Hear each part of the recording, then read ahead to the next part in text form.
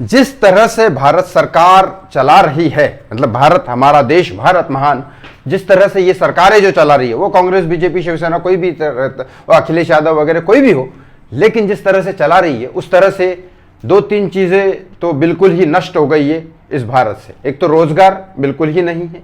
सुशांत सिंह राजपूत जैसे इतने बड़े सेलिब्रिटी को इंसाफ नहीं मिलना, मतलब इंसाफ खत्म हो चुका है इस देश से।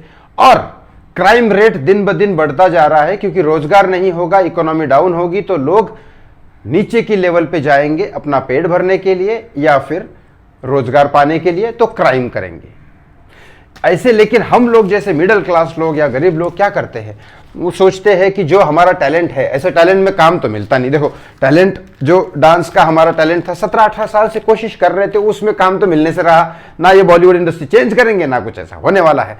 तो फिर इस देश का एक सच्चाई है, हिंदू शास्त्र में ये बोला है भगवान कृष्ण ने कि जो आपको काम अच्छा आता है वो करना चाहिए, ताकि आप उसी में आप भगवान भी पा सकते हो। इतना बड़ा काम को और कला को ये दिया है, वही सुशांत ने किया, लेकिन टैलेंट दबा दिया जाता है।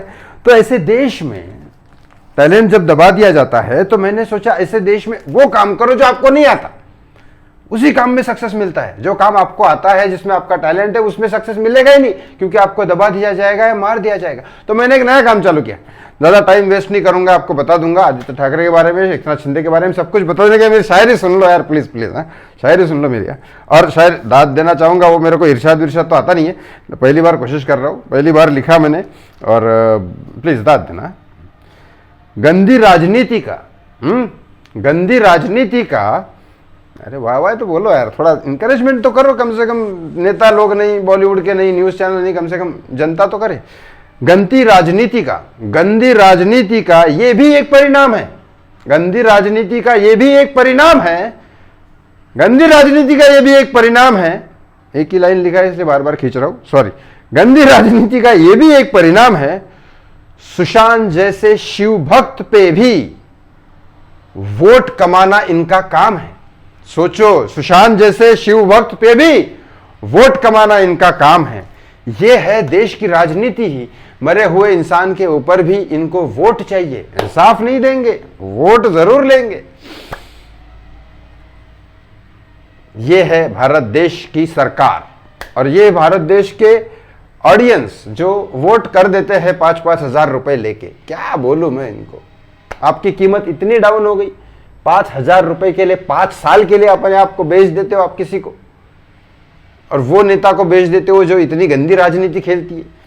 चलो बात टॉपिक पे आते हैं, सुशांत सिंह राजपूत, आदित्य ठाकरे और एकनाथ शिंदे के बारे में, जो आप थंबनेल देख के आए।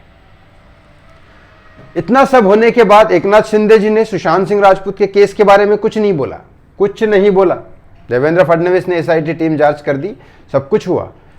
एकनाथ शिंदे ने इस बारे में कुछ नहीं बोला। उनको क्वेश्चन पूछा गया मीडिया की तरफ से, लेकिन उन्होंने बोला मुझे इस बारे में जानकारी नहीं है। अरे कैसे जानकारी नहीं है, मुझे तो एक बात समझ में नहीं है, जानकारी क्यों नहीं है? राब्ता फिल्म के प्रमोशन में सुशांत को पूछा गया था कि आपको क्या नेशनल के बारे में सारी जानकारी है, या ये जानकारी आपको जानकारी क्यों नहीं है, आपको पब्लिक फिगर हो। भाई वो आर्टिस्ट है, बॉलीवुड का आदमी है, आर्टिस्ट है, उसको क्यों मतलब उसको हर एक चीज की जानकारी थोड़ी रहेगी। भाई अगर मुझे देश के प्रधानमंत्री का नाम पता है या नहीं पता है तो मेरी गलती थोड़ी ना है। हाँ, मैं तो कलाकार हूं ना, मेरी मर्जी, मुझे नहीं जानना देश का प्रधानमंत्री कौन है, तो ये थोड़ी ना, मैं कलाकार हूं, मैं अपना काम कर रहा हूं ना। ठीक, अगर मेरा डांस ठीक नहीं है, या कोरियोग्राफी ठीक नहीं है, मेरी फिल्म ठीक नहीं है, मेरी एक्टिंग ठीक नहीं है, तो ऑडियंस बोल सकती है मुझे, एग्री। अगर मैं पब्लिक फिगर होने के बाद देश के खिलाफ कुछ बोलता हूं तो ऑडियंस मुझे बोल सकती है। मुझे पता है कि नहीं पता है कि इसमें क्या हुआ, इसमें क्या हुआ, कौन होती है ये मीडिया बोलने वाली। यही सुशांत को परेशान किया गया था, लेकिन एकनाथ शिंदे को कोई कुछ नहीं बोलता। बल्कि एकनाथ शिंदे पॉलिटिशियन है, उनको तो हर नॉलेज का पता होना चाहिए, हर बात का पता होना चाहिए। चलो बात करता हूं दूसरी। इसके बाद क्या हुआ, आदित्य ठाकरे बोलते हैं, आदित्य ठाकरे देखो अभी भी राजनीति में है और दबा के बोल रहे हैं। इतना आदित्य ठाकरे ने इतनी बड़ी चेतावनी दे दी, इतनी बड़ी चेतावनी दे दी कि भाई तू एकनाथ शिंदे, क्योंकि देखो देख दुश्मनी तो खतरनाक है। कुछ लोग बोलते हैं आपस में मिले हुए, ऐसा नहीं है। बताता हूं पूरी जानकारी। आदित्य ठाकरे पूरी की पूरी तरह धमकी देके बोलते हैं, डायरेक्ट चेतावनी है, धमकी क्या, डायरेक्ट चेतावनी है, भाई तुम एकनाथ शिंदे वर्ली से आके जीत के दिखाओ मुझे इलेक्शन। वर्ली वो एरिया है जहां पे दादर के नजदीक आता है, और दादर एक ऐसा एरिया है जिसमें मराठी लोग आज भी रहते हैं। जो मराठी लोग जो अपनी जमीन जायदाद बेच के नहीं गए गांव में या मुंबई से दूर नहीं गए, ये अच्छी बात है, लेकिन दादर में मराठी लोगों का वर्चस्व है, और वर्चस्व उन मराठी लोगों का है जिन लोगों के लिए बाला साहेब ठाकरे ने बहुत काम किए। इसीलिए वर्ली में शिवसेना का बहुत अच्छा वो होल्ड है। और वर्ली से हराना, जैसे मैंने कहा था कि बहुत सारे ऐसे नेता हैं जिनको अपने अपने एरिया में हराना बड़ा मुश्किल है, वो कांग्रेस का, शिवसेना का, बीजेपी का, कहीं का भी हो। जैसे मैंने कहा था लातूर में विलासराव देशमुख के बेटे रितेश देशमुख के भाई, उनको हराना इम्पॉसिबल है क्योंकि वहां पे उन्होंने काम किया। वैसे ही आदित्य ठाकरे को वर्ली में बीएमसी हो या कोई भी इलेक्शन में हराना मुश्किल है। वहां से कोई भी शिवसेना का आदमी मुंह उठा, मतलब कोई भी आदमी शिवसेना के नाम पे वोट जीत लेगा। तो यहाँ अपने अपने एरिया होता है। जैसे मोदी के एरिया है कुछ, वहां पे मोदी को हरा ही नहीं सकते, तो मोदी के नाम पे किसी को भी खड़ा कर दो, मुझे भी खड़ा कर दो मोदी के नाम पे, उस पर्टिकुलर एरिया में मैं भी जीत जाऊंगा। तो चक्कर ऐसा होता है। तो बात यहाँ पे है कि आदित्य ठाकरे ने सीधा चेतावनी दी एकनाथ शिंदे की, तुम आके जाके चेक कर लो भाई, तुम वर्ली में आके इलेक्शन लड़के दिखाओ।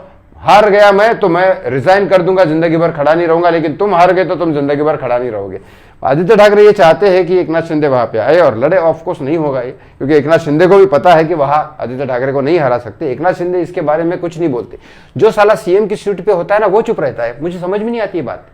जो सीएम की सीट पे नहीं रहता है वो उछलते रहता है। जैसे सीएम की सीट पे पहले उद्धव ठाकरे थे, तब सब लोग बोल रहे थे, देवेंद्र फडणवीस बोल रहे थे, बाकी सब लोग बोल रहे थे, उद्धव ठाकरे बोलते नहीं। उद्धव ठाकरे बोल ही नहीं रहे थे क्योंकि कुर्सी मिल गई, आप क्यों बोलूं मैं, आप क्यों बोलूं मैं, एकनाथ शिंदे को कुर्सी मिल गई, आप क्यों बोलूं मैं।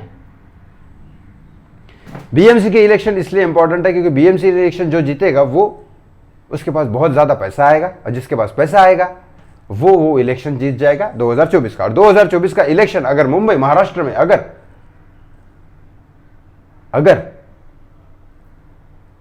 शिवसेना जीत गई आदित्य ठाकरे वाली, तो फिर मुश्किल है सुशांत सिंह राजपूत का इंसाफ और बाकी सारी चीजें। देवेंद्र फडणवीस अगर जीत गए, थोड़ा सोचा जा सकता है कि शायद हो सकता है। एकनाथ शिंदे जीत गए तो मुझे नहीं लगता, क्योंकि अब तक एसआईटी टीम वगैरह बैठने के बाद हो जाना चाहिए था फैसला। हालांकि एकनाथ शिंदे और देवेंद्र फडणवीस के बारे में भी क्लेश चालू है, क्योंकि ये क्लेश आपको नॉर्मल जनता को भी दिखाई देता है, जो भी थोड़ा सा दिमाग यूज कर रहा होगा। जितने सारे पोस्टर्स बन रहे हैं मुंबई में, अगर आप ध्यान से देखोगे तो पहले देवेंद्र फडणवीस का इतना फोटो आता था, एकनाथ शिंदे का इतना आता था। अब थोड़ा थोड़ा थोड़ा साइज बढ़ते बढ़ते बढ़ते दोनों का सेम आने लग गया। तो दोनों में क्या होता है समझ जाओ। देखा जाए तो देवेंद्र फडणवीस उप मुख्यमंत्री है, मिनिस्टर नहीं है, चीफ मिनिस्टर नहीं है, डिप्टी सीएम है। तो फिर भी अब साथ में आने लग गया, मतलब चालू है क्लेश। सरकारें 2024 में बहुत बड़ा ट्विस्ट लेने वाली है। लेकिन हमारे केस में, सुशांत सिंह राजपूत के केस में, अगर बीजेपी आई कंप्लीट तो शायद हो सकता है, अदरवाइज पॉसिबिलिटीज नहीं है। लेकिन बीजेपी आने के बाद भी होगा इसकी कोई गारंटी नहीं है, इसकी कोई गारंटी नहीं है, बिल्कुल ही नहीं है। क्योंकि जब बीजेपी ऑलरेडी सीबीआई ही उनके पास है, वो कुछ नहीं कर रही है, तो क्या ही हो सकता है। देखो, लेकिन यहाँ पे बात ये जरूर है, मैं सिर्फ यहाँ दो ही रिक्वेस्ट करूंगा, ध्यान दो सुशांत सिंह राजपूत के ऊपर और ध्यान दो पॉलिटिशियन के ऊपर। अगर सुशांत को इंसाफ देना है तो पॉलिटिशियन के ऊपर ध्यान दो, specially right now in the Maharashtra. लेकिन फिर भी जो महाराष्ट्र के बाहर है वो ट्वीट वगैरह करके तो बोल ही सकते हैं, या इस वीडियो को शेयर कर सकते हैं। और दूसरा, मेरी शायरी को यार थोड़ा सा, शायरी का थोड़ा कट करके शॉर्ट वॉर्ट बनाओ और कुछ वायरल करो, शायरी का काम तो चले, है ना। हाँ, इरशाद में थोड़ा सीख जाऊंगा वीडियो देख के, लेकिन प्लीज़